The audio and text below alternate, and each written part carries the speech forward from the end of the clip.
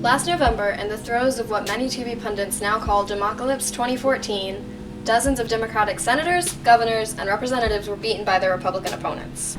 To be fair, it is a Democratic president's second term, so this kind of thing isn't unusual.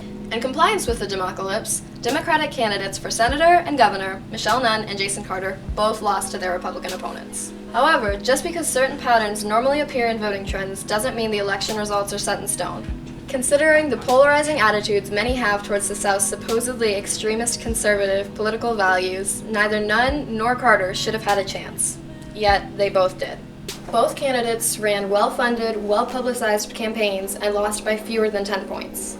Carter specifically lost to Deal by only 8 points, 53 to 45. I attended a fundraiser for Carter at Athens' Grindhouse Killer Burgers, and the attitude wasn't one of cows to an electoral slaughter.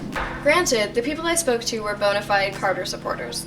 However, many of them also held offices in law or political science. They knew their stuff, and they decided to follow a candidate who knew his.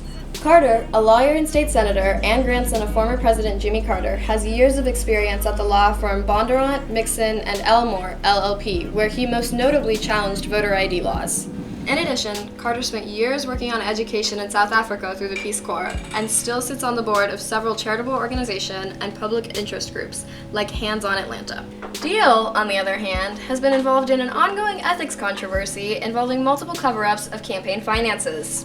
Basically, this election had a ninth-generation Georgian and grandson of a president up against a governor with ethics issues.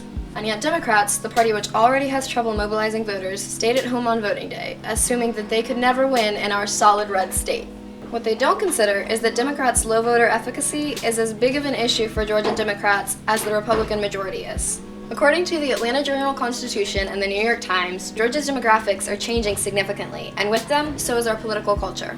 Minorities tend to vote heavily Democratic, and as a result, Georgia's growing minority populations should signal a less Republican-leaning state in the future. Georgian extremism is still prevalent simply because it's been prevalent for so long.